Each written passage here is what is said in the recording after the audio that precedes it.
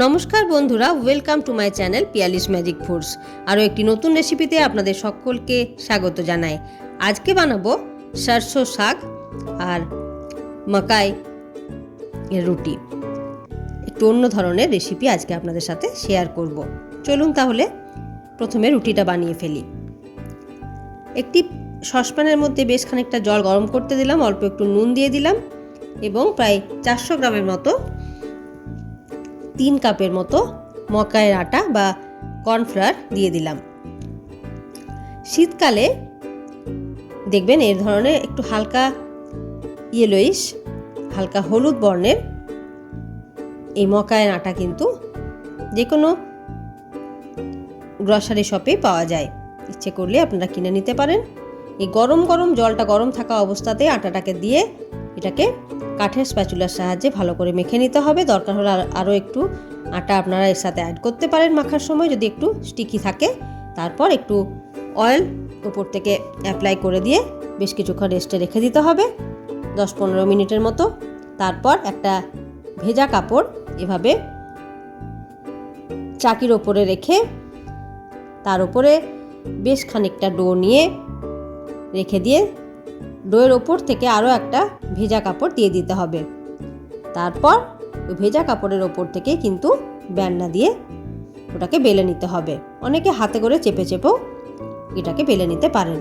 কোনোভাবেই কিন্তু শুধু চাকি বেলনার সাহায্যে মকাইয়ের আটা বেলা যায় না।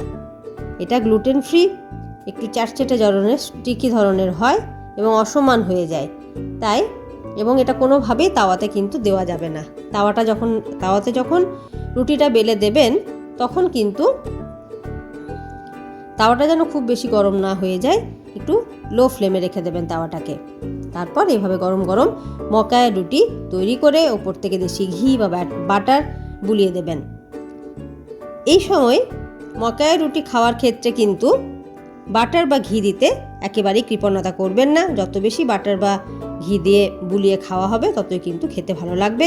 এবং মকাই রুটির সাথে অবশ্যই চলে সরষে কা শাক বা সর্ষের শাক। এখানে কিন্তু সর্ষের শাক বলতে শুধুমাত্র সর্ষের শাক দিয়ে কিন্তু এই শাক বানানো হয় না, এর সাথে 4-5 ধরনের শাক মিশ্রিত থাকে। চলুন তাহলে সর্ষের শাকটাও বানিয়ে ফেলি।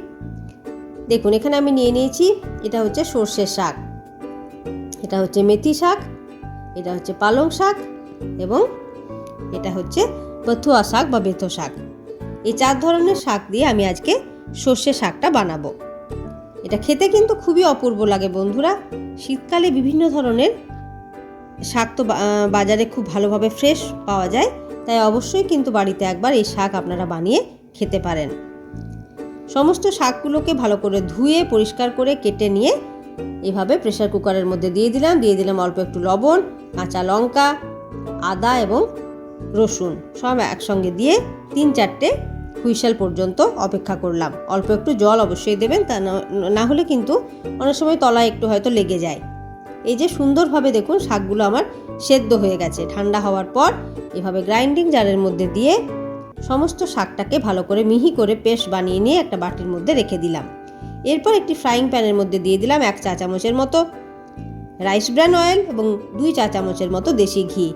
যখন গরম হয়ে এলো তখন তার মধ্যে শুধু একটা লাল শুকনো লঙ্কা দিয়ে তার মধ্যে কুচি করে রাখা পেঁয়াজ দিয়ে দিলাম পরিমাণ মতো লবণ এবং অল্প একটু হলুদের গুঁড়ো। ভালো করে পেঁয়াজটাকে ভেজে নিচ্ছি কম আঁচে।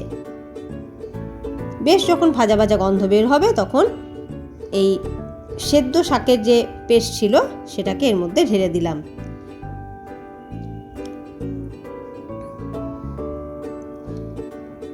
এর মধ্যে দিয়ে দিলাম বেশ খানিকটা মকাইয়ের আটা বা কর্নফ্লাওয়ার।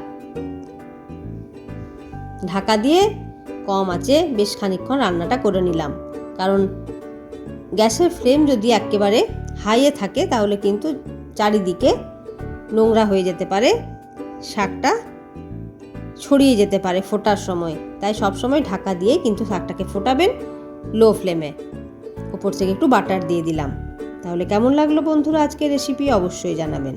আর যদি আমার রেসিপি আপনাদের ভালো লেগে থাকে তাহলে আপনারাও অবশ্যই মক্কায় রুটির সাথে এভাবে সরষে শাক বাড়িতে বানান এবং কেমন লাগলো আমার আজকের রেসিপি তা অবশ্যই কমেন্ট করে জানাতে ভুলবেন না বন্ধুরা। অবশ্যই কিন্তু লাইক এবং শেয়ার করে দেবেন।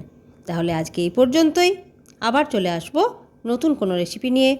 ততক্ষণ পর্যন্ত ধন্যবাদ।